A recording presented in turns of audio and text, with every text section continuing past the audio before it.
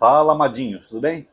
Pessoal, como no vídeo anterior eu falei daquele evangelho apócrifo de Tomé, e que deveriam haver milhares de evangelhos que não foram aceitos, só aí você vê que Jesus tinha histórias diferentes acerca de um mesmo personagem, que mostra que não é uma história real, eu vou contar uma história interessante aqui para vocês, tá bom? Eu costumo dizer, pessoal, que hoje nós temos muito mais acesso a material exegético do que, por exemplo, o Lutero. Se o Lutero tivesse acesso ao material que a gente teve hoje, talvez ele não fizesse a reforma protestante. Talvez ele virasse até ateu. Deixasse de querer ser padre e virasse ateu. Por quê, pessoal? O que acontece? Tem um homem chamado Tischendorf, que ele revolucionou a exegese no mundo todo. Ele é um pesquisador alemão, especialista em línguas, idiomas, exegese, várias áreas de conhecimento. E certa vez ele foi no Egito, participar de uma escavação arqueológica e coisa do tipo. Aí ele foi num convento no Egito, um convento católico, e lá ele observou que num cesto, que era um cesto de lixo, tinha vários papéis, né, e papiros antigos, vários papéis antigos. Ele foi ver o que era aquilo, ele percebeu que eram textos gregos, e ele percebeu que aquilo era o Novo Testamento. Ou seja, ele viu tudo ali, Evangelho, segundo Mateus, não sei o que, blá blá blá. Ele percebeu. Aí ele pegou e comprou aquele material que ia para o lixo. E começou a analisar. Depois que ele pegou esse material, o Vaticano queria a posse desse material para deixar guardado. Porque é o Vaticano que guarda esse tipo de relíquia. Aí ele fez um acordo com o Vaticano, um acordo bem difícil. Que ele cederia o material para o Vaticano, se o Vaticano disponibilizasse para o público, tanto que até hoje ele é digitalizado. Qualquer pessoa pode ver, eles fotografaram todas as páginas que tem lá, tem a digitalização em grego, tudo bonitinho. E se o Vaticano deixasse ele fazer uma pesquisa no Vaticano, que é uma pesquisa que ia ajudar a área dele. O Vaticano aceitou com muitas restrições, porque o Vaticano ele tem uma das bibliotecas mais antigas do mundo, e uma das melhores do mundo, inclusive. Tem até o ar lá é controlado, a temperatura, umidade, tudo, para não estragar coisas antigas.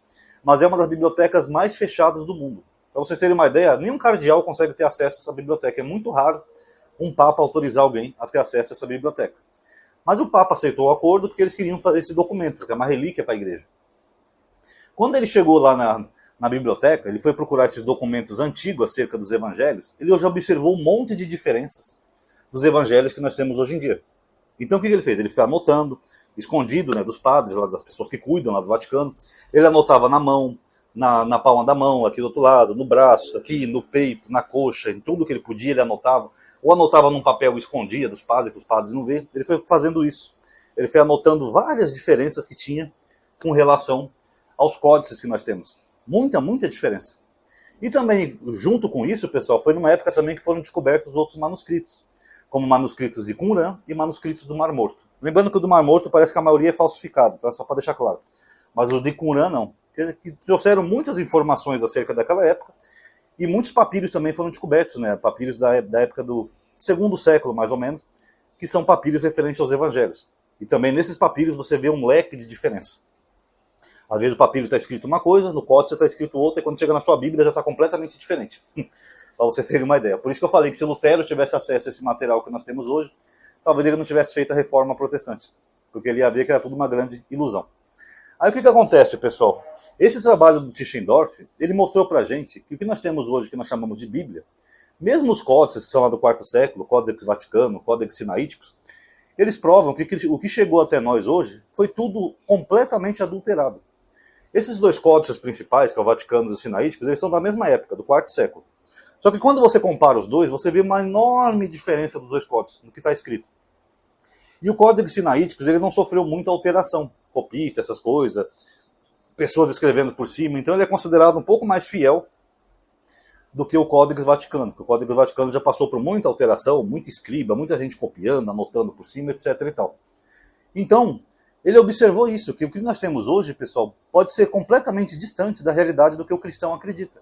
O cristão pega a Bíblia, que já é uma tradução, já tem falhas na tradução, já tem erros, tem acréscimos, tem um montão de coisa ali que não era para ter. Eu fiz alguns vídeos aqui sobre acréscimos, tá? Quem interessar posta no canal, são recentes. Então o cristão ele acha que ele está lendo ali uma história real. Não, porque aqui Jesus entrou no barco, cruzou o mar da Galileia, multiplicou os pães e peixes, não sei o quê. Na mente dele é como se ele estivesse vendo um filme. É como se ele estivesse vendo Jesus fazendo aquilo. Agora, quando você vai analisar esses documentos antigos, você vê que é completamente diferente. Tem muita coisa que foi acrescida, adulterada, coisa que não tinha na época também. A gente sabe até pelos pais da igreja, né, que tem coisas que não tinha nos evangelhos. É tudo completamente adulterado. E fica uma outra questão. Se o Tischendorf conseguiu fazer esse trabalho em tão pouco tempo de acesso que ele teve ao Vaticano, imagina o tanto de coisa que o Vaticano não esconde da gente, pessoal.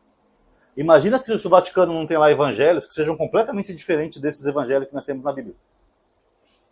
Imagina, Jesus pode não ser nada disso que tem na Bíblia. Podia ser um beberrão demoníaco que chutava o pau da barraca, causava incômodo em todo mundo, o cara era do mal mesmo, e dane-se. Já imaginou? Que nem eu falei, já tem um evangelho que demoniza Jesus na infância. O Jesus da Bíblia também não é muito santo, né? Até a família dele tinha que conter ele porque ele ficava fora de si. Fora de si é uma expressão que significa endemoniado na época. Ele chamava a mãe dele de mulher e usou uma expressão negativa, né? Que tem eu contigo? Que é a mesma expressão que os demônios usavam com ele. Então a gente já não tem um Jesus muito santo nos evangelhos. Que dirá então o que o Vaticano esconde do Jesus que possa realmente ter a vida? Ou de como era a percepção desse Jesus na época. Pode ter muita coisa escondida lá que a gente nem imagina. E o Vaticano vai liberar isso? Não. Deveria liberar isso? Também não.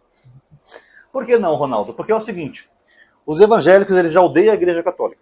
O Vaticano, tudo, eles acham que é de demônio, porque tem imagem, escultura, veneração a Maria, eles já odeiam a Igreja Católica. Se a Igreja Católica liberasse um documento verdadeiro que contestasse os evangelhos, um Jesus diferente, os evangélicos não iam aceitar. Ia falar, foi os vaticanos que produziram isso daí só para demonizar Jesus.